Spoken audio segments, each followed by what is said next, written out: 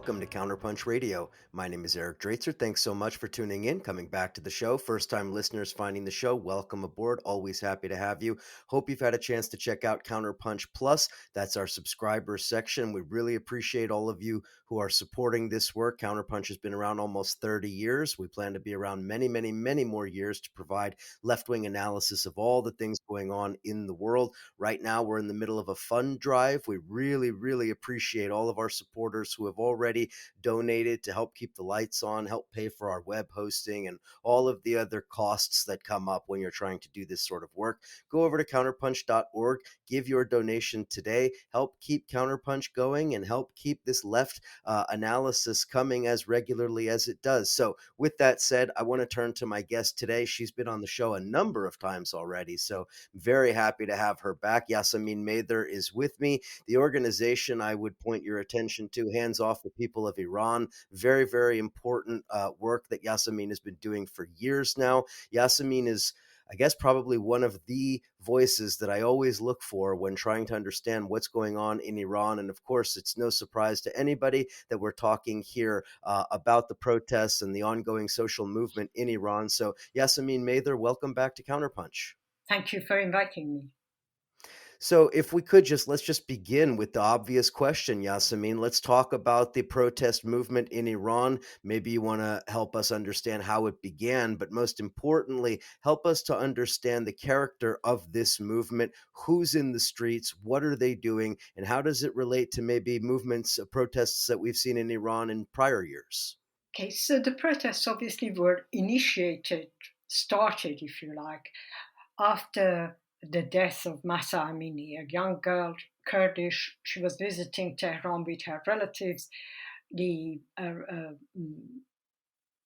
morality police arrested her because her hijab wasn't perfect, and she died in custody. But I think, and the first demonstrations were specifically about hijab, and young girl students, school students joined these protests. But then it grew much bigger, and it now engulfs various sections of the population who, for various reasons, don't like the current government in Iran. And you can still say that in the demonstrations, women are playing a prominent role, but it's not just women. Now, why did women take such a step? It wasn't, again, just about hijab. The economic hardship has affected women probably in some ways more than everybody else, because unemployment is higher amongst women. Unemployment is high in the country because of sanctions, because of corruption, because of mismanagement. Um, but women face far worse levels of unemployment. This is an educated group. Women go to university. 60% of university students are women, and yet they don't get the jobs at the end of their higher education. They might get temporary jobs, they might get black market jobs. But also, I think the rising prices, the high rate of inflation has affected women as people who have to feed the entire family.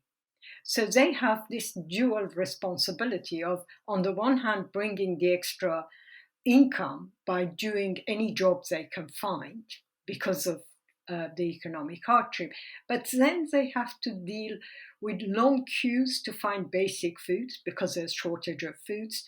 They have to find the funds to feed their children, their families, their husband. Very often they're looking maybe after an elderly person as well.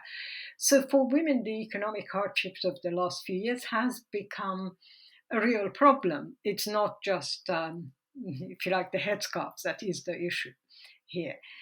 And once the demonstrations grew, and I think the young showed a lot of courage in that they didn't have they had nothing to lose in some ways. When the young showed the courage, the demonstrations spread far wider than anyone expected. I certainly didn't expect them to be in almost every small town. You look at a town in southeast Iran, there's as big a demonstration as there is in Sanandaj or in Tehran. But these demonstrations are dispersed, they're not nationally organized. So we have to remember that it's grown spontaneously, if you like. There is no plot, no plan there. So, can you tell me a little bit about the economic class dimension of this? And I mean that because, with an eye towards, for instance, a number of protests that we've seen in Iran in prior years, I think of 2009 in particular, and the Green Movement, which really was centered among the affluent of Tehran, the economic, maybe I shouldn't say elites, but the bourgeois elements of society. What about these protests? How do we have a class analysis of them? Okay, I would say that the average of the population involved in these protests is far poorer. It's skilled working class, teachers, nurses, that kind of people. But increasingly in the last 2 weeks, industrial working class as well. At this stage, between 2009 and these protests, we also had, if you like, the protests against abolition of subsidies. And those were from the poorest sections of the population. At this stage, we see elements of the poorest section of the population getting involved in some of these protests, but you couldn't say these are dominated by the poorest sections of the population. So we are seeing, I would say, lower middle class and working class people involved in these protests. And you can see it from the slogans, you can see it from 4 or 5 sets of groups of workers have become involved in these protests. They're sugarcane workers who were, for many years, they've been complaining about privatization, non payment of wages, and so on. Last week, we had the petrochemical workers from Asaluye. They got involved with their own slogans, but also, if you like, political anti repression slogans. We've had the bus workers, Wahed bus workers, some of whose leaders are in prison, or in fact in Evin prison, which was, as you know, had this fire on Saturday. Um, so we have elements of the working class. The teachers' union, the syndicate of Iranian teachers, is heavily involved in these protests. So we are seeing a different category of people from 2009. I would say that's one difference. And the other difference with 2009 is that in 2009 we saw bigger demonstrations, if like in major cities we saw, but they weren't as widespread as these protests, as they didn't cover the whole of the country in little small but quite effective protests. And the leadership of that protest, Musavi Karoubi, Zahra Rahnavard, were part of the Islamic Republic. So, although they were upset because the elections had been rigged according to them and they wanted justice for the election, they didn't want to challenge the existence of the Islamic Republic. So, if you like, they stopped slogans. They didn't want slogans against Ayatollah Khamenei. While these protests are more spontaneous, people are tired. We are more than a decade later. There's been far more financial hardship on ordinary people, and their slogans reflect what is clearly an anger amongst ordinary people about the current situation. For a host of reasons, also, Iran was hit pretty hard with COVID. So I just want to ask you about COVID. And is there a role of COVID and the effects of COVID, both, I mean, medically, but I mean, more importantly, the social effects of COVID in the, 12, 18 months since a normal life has sort of returned to Iran? Yeah, I think there was, well, normal life only returned much later, partly because Iran had longer stint of COVID than most European or North American countries. So what they called the fifth wave was going on as late as summer or late spring of 2022, which was quite late. So, and you are right. this was a period where uh, there was a lot of hardship for ordinary people. In addition to sanctions, there were medical difficulties. Originally, Iran said they didn't want Western vaccines, they were relying on Chinese vaccines. There was the inevitable rumor, which was probably wrong, that the vaccines didn't work. And so that created its own chaos and dissatisfaction. I'm sure the vaccines were okay, but in general, the medics did a fantastic job. Every Iranian you speak to will tell you that they owe their lives or their relatives' lives to the heroic work of the medics. But the state didn't come out of it very well, to be honest. And in the middle of all this, we had this presidential election. As you know, more or less the reformists had given up by that stage. I don't know if they thought they were so unpopular there was no point standing, or but anyways, there was no no serious reformist candidate. So let's talk a little bit about the government then. What walk us through the government's response to these protests? And it's, I think, at least from my observations, it seems to be some sort of multifaceted kind of tension between letting the people blow off steam and bringing hard repression, and kind of walking the line between these two. So can you describe how the government has responded, and more importantly, maybe how the people have responded to the government's response? Okay, so initially, Raisi phoned the family of the girl who was killed and said, "Oh, it's almost like my own daughter has died, and I will pursue this," and so on. The official inquiry hasn't been great. After 3 weeks, they decided no one had anything to answer, that it was injuries in her childhood, in her youth, that led to this event, which hasn't helped, because obviously, if you promise an inquiry, if you say, "We're sorry about this," and so on, then you reverse it, it doesn't go down well. The supreme leader says these are all um, plots by the US, Israel, Saudi Arabia, foreigners, foreign radio stations. And to be honest, you don't need to be. You don't need to be too clever. If you look at what's happening, you can tell that these people, the kind of people who are on the street, couldn't have possibly been motivated by radio stations from abroad or TV stations or social media from abroad. These are people who are using their own slogans, they're expressing their own feelings.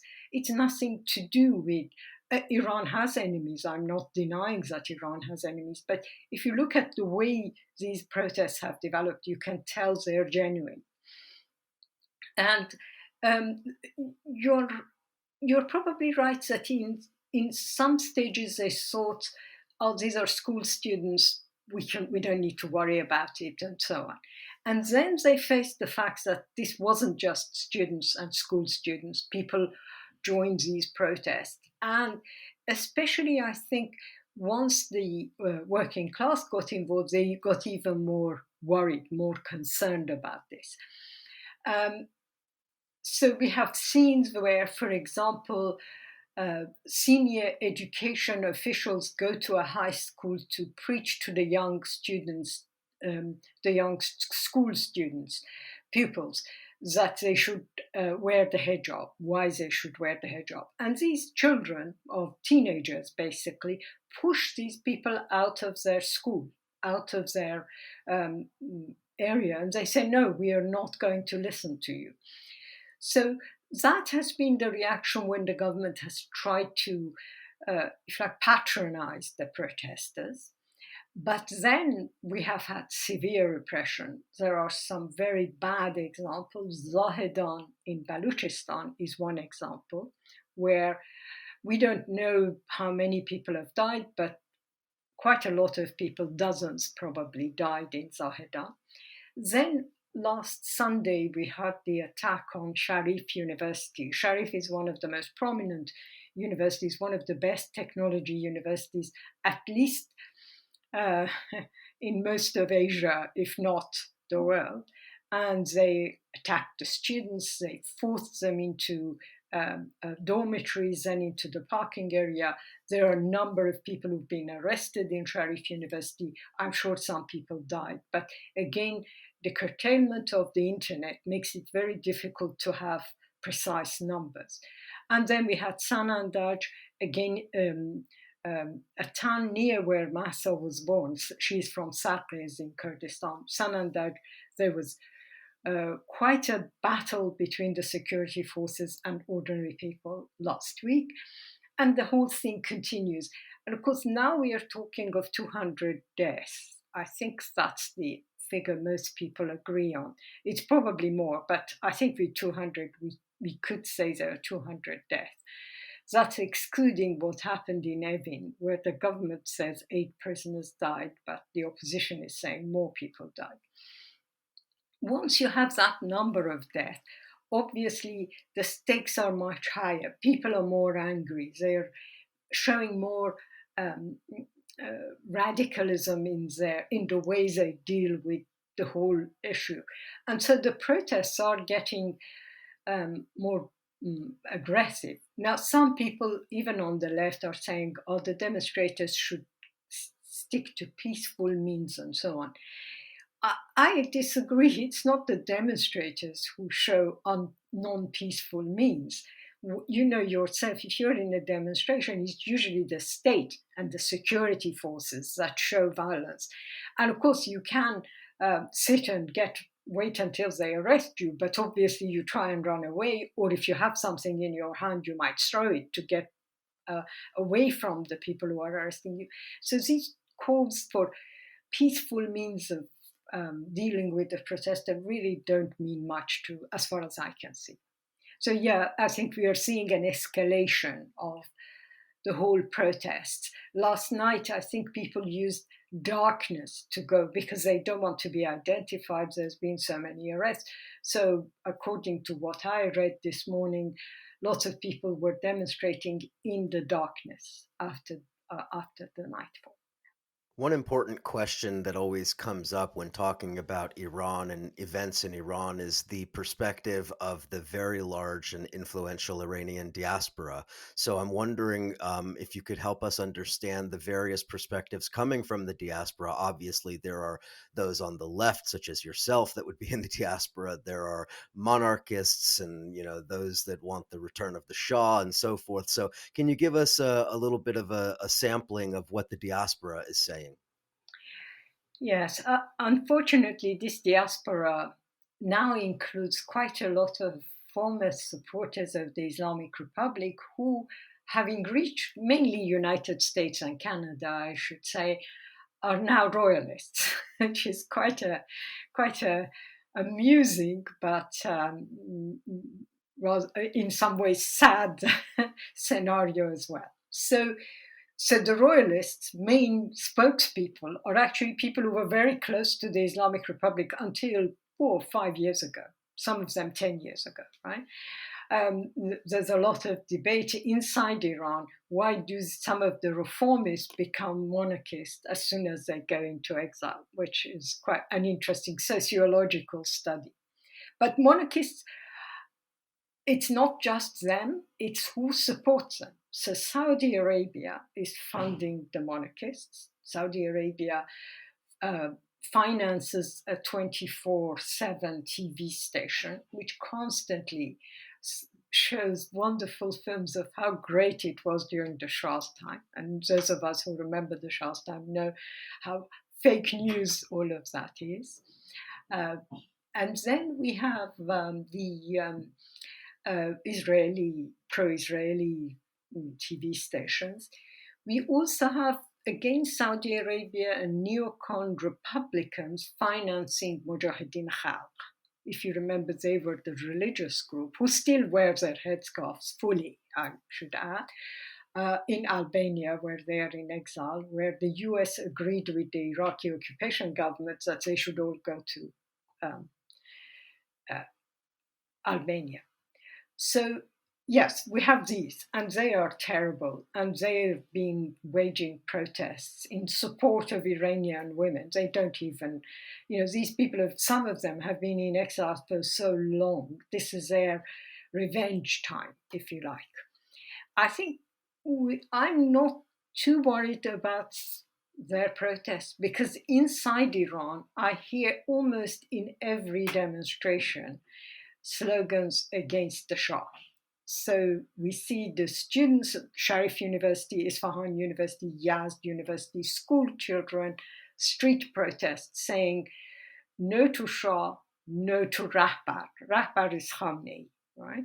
Or no to dictatorship, be it the Shah or the Rahbar. So that massive publicities and such huge sums that the Saudi royal family has spent on this trashy TV station is going completely to waste. And I have great pleasure every time I hear these kind of no to Shah slogans inside Iran. But outside Iran, it's different. So if you look at countries where leftist refugees are more numerous, like Sweden, Denmark, the diaspora has been protesting, but giving the slogans of the protesters inside Iran. But I'm sure in Washington, D.C. or New York, where not everyone is obviously a royalist or mujahideen, but there is quite an established community of Iranian Americans who are pro neoconservative, who were pro Trump. Let's not forget they all supported Trump because they thought Trump will bring regime change from above. All in those places, you do see the royalists taking advantage of this situation in the demonstration.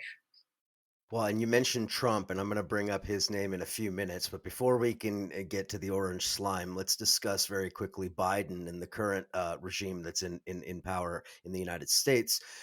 What, if any, effect does this protest movement have on the moves by the Biden administration to kind of walk back away from the Trump period and try to return to the Obama era JCPOA or something similar to that, the so-called Iran nuclear deal.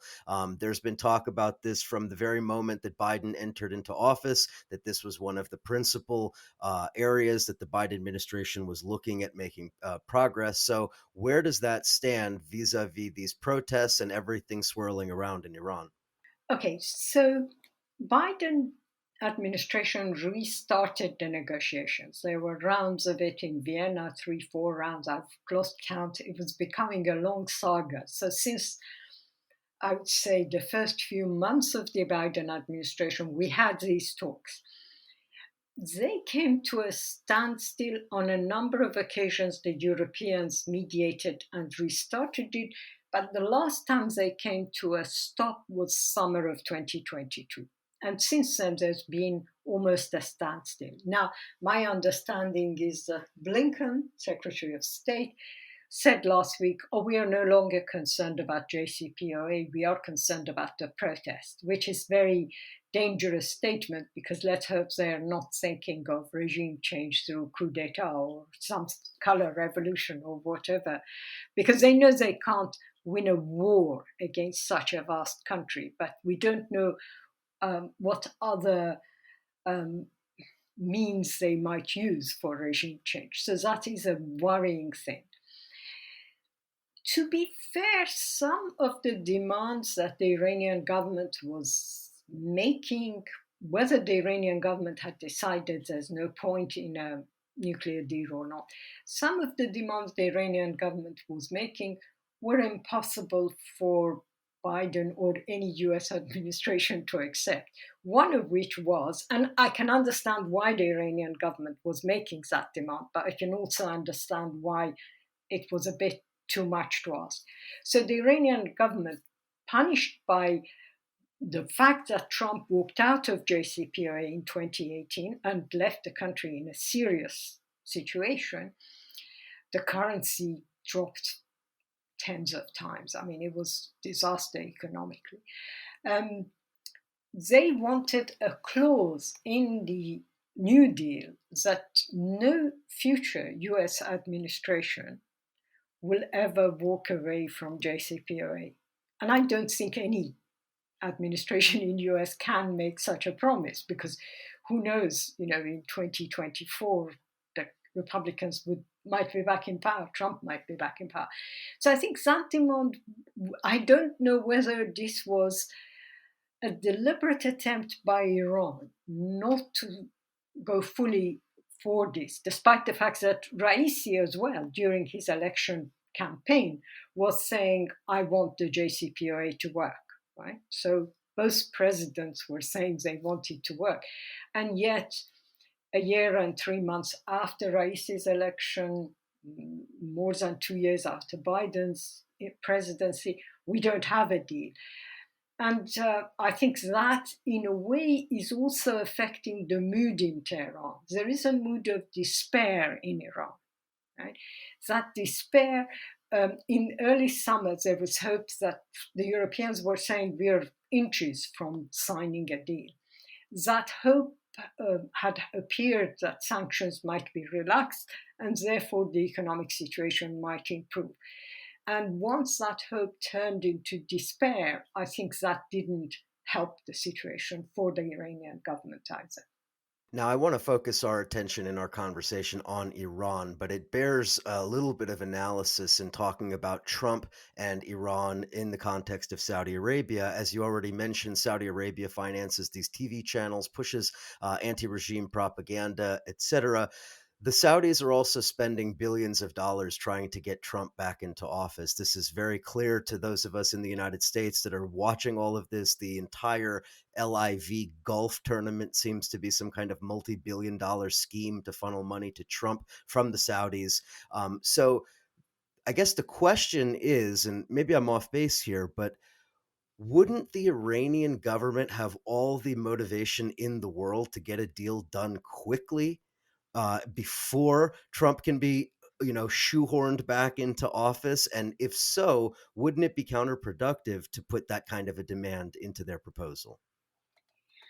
You are right, and as I said, I don't know. Maybe this wasn't the stumbling block. Remember that these talks are in secret, so all I know is what the Europeans are putting out, what the Iranian government is saying.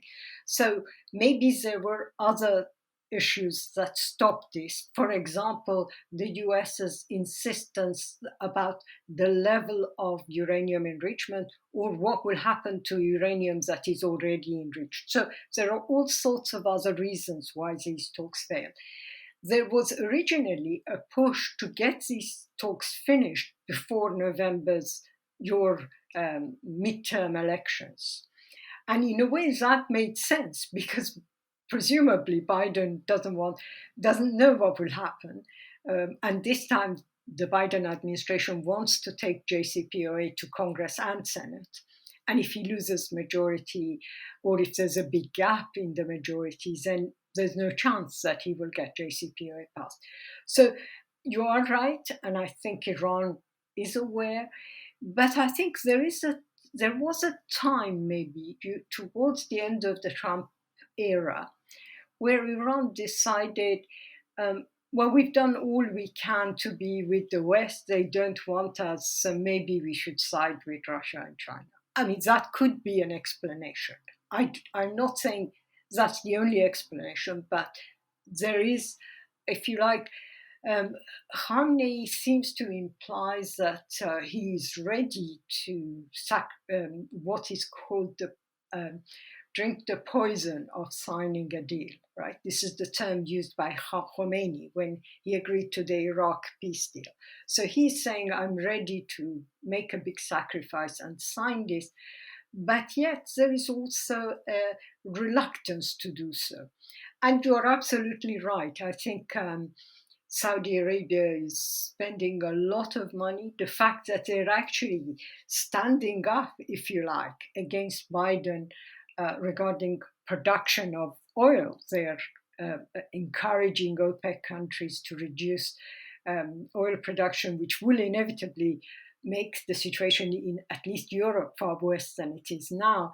You can see signs that the Saudis are despite Biden's humiliating trip to Riyadh and shaking hands with the murderer and so on. But despite all that, I think there's clearly a sign that Saudis want to do that. I have no idea whether it will succeed or not, but yeah, that would be a terrible scenario for the world, I would imagine. You mentioned Russia. Obviously, everything going on in the world right now is connected in some way, directly or indirectly, to Russia's war in Ukraine.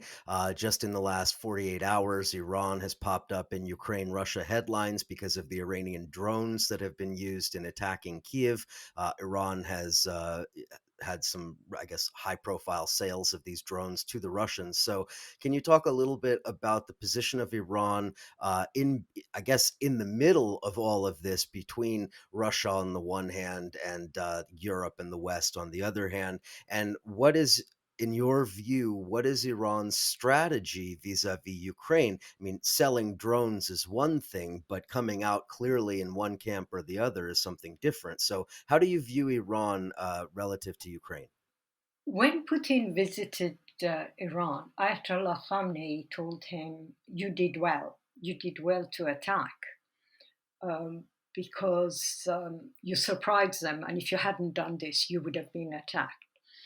And I think that was a genuine feeling as far as he's concerned. He was expressing what he believes. And Iran has had good relations with Russia since Syria, basically.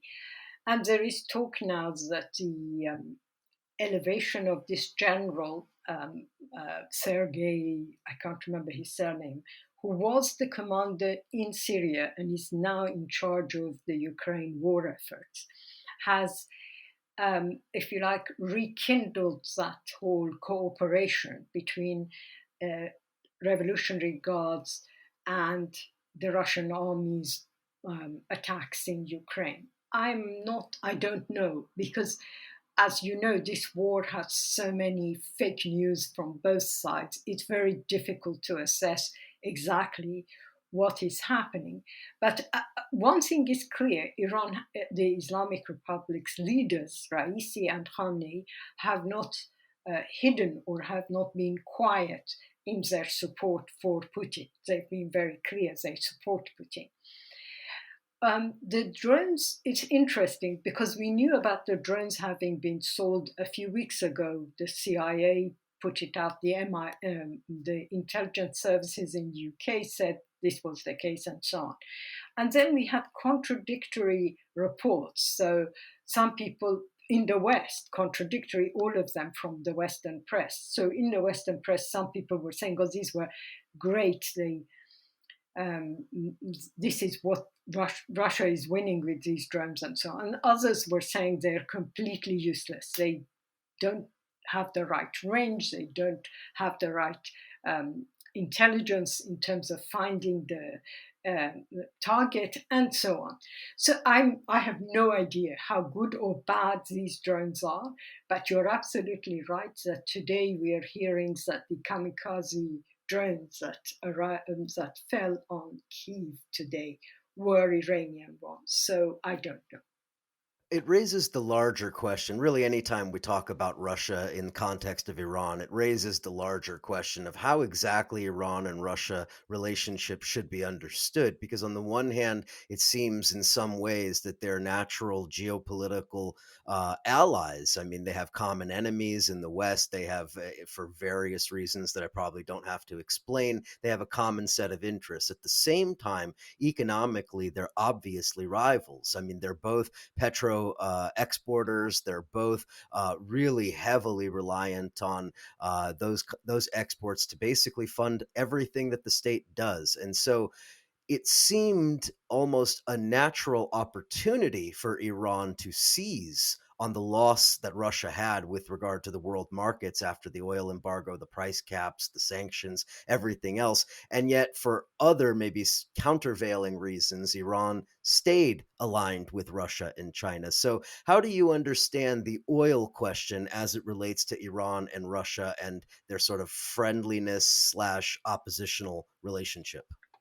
Well, it's very interesting what you're saying because at the time when the JCPOA talks collapse. Inside Iran, some people were saying it's all the fault of Russia. Russia has scuppered these talks because, had the talks led to a conclusion, this was after the Ukraine invasion had started, so obviously there was already talk of shortage of fuel in Europe.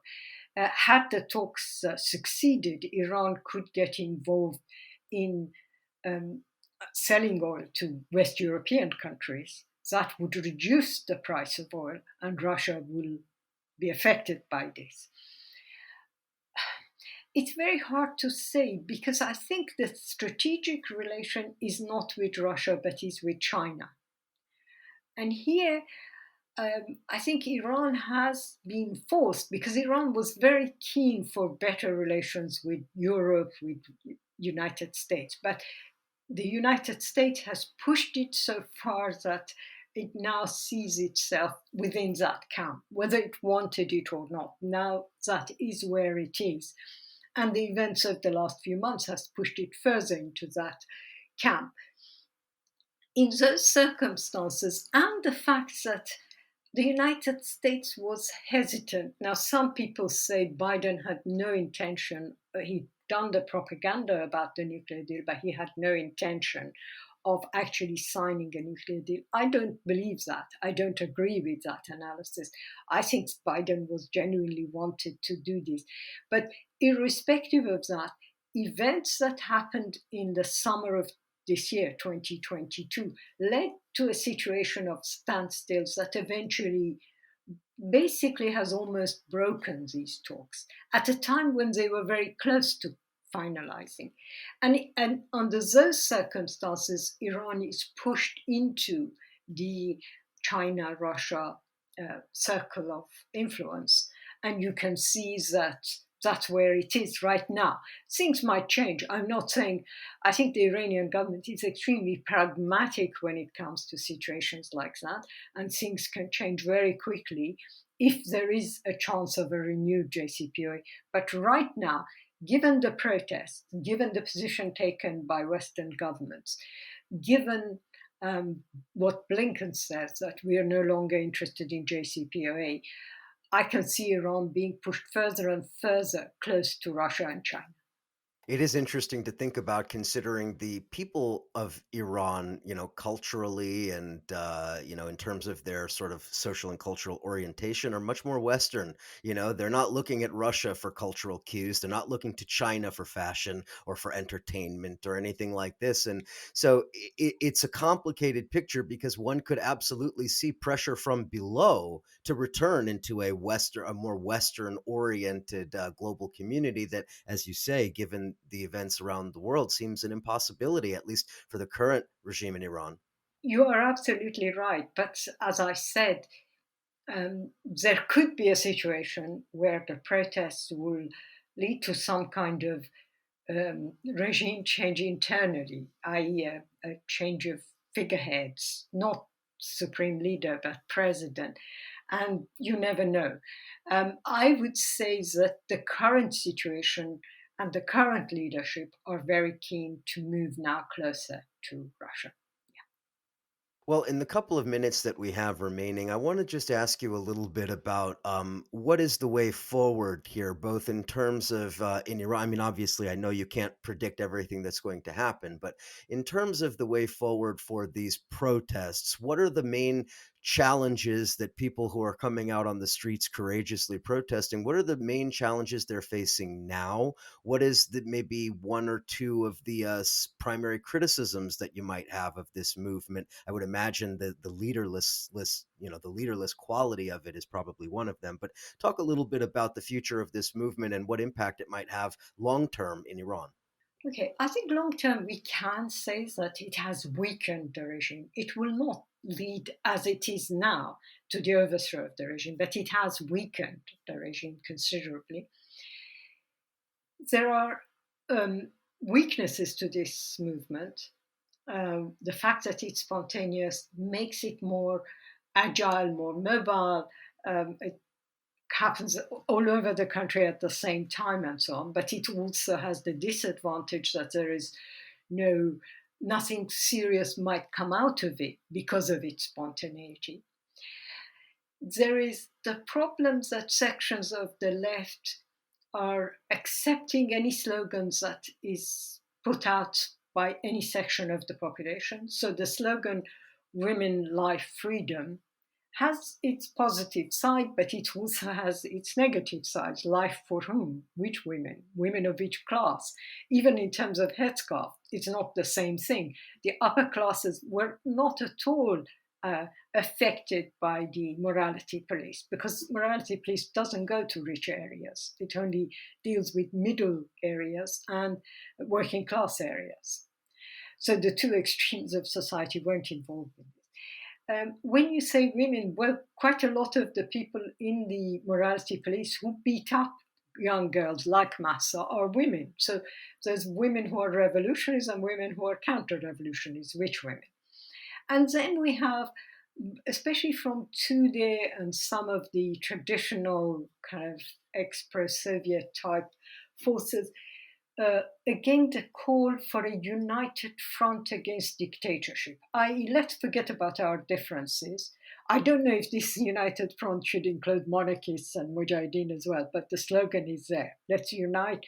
Let's not talk about our divisions. Let's all fight dictatorship. Well, we all fought together the dictatorship of the Shah, and what a mess was created after that. What a terrible mess the left found itself after that. So this unity with all is very, if you like, people like to say it, but then what does it mean and what will it lead to? So these are the dangers of the movement. There is also a danger of people, especially abroad, people are saying, oh, intervene, add sanctions, do that, do that. All of this is worse for the protesters. The protesters are already accused of being foreign agents. If Biden, every time Biden or Blinken or Macron or anybody else opens their mouth, they're endangering people inside Iran. I wish they would shut up. We don't want their support.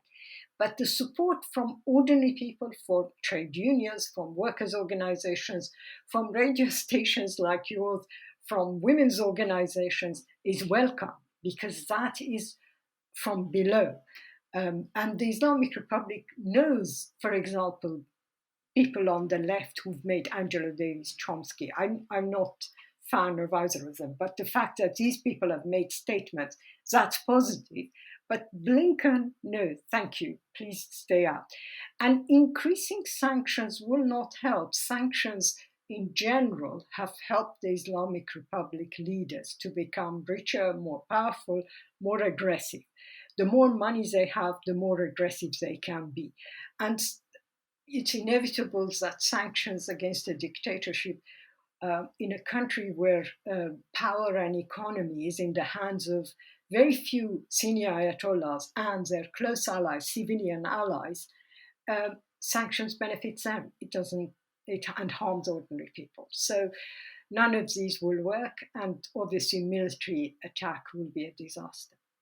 Hands Off the People of Iran is the organization. Please make sure you go online and support it, follow it, and give whatever support you can. Yassamine Mather, as always, thank you so much for coming and chatting with us on Counterpunch. We always really appreciate your incisive commentary and analysis. Thank you again. Thank you very much for inviting me.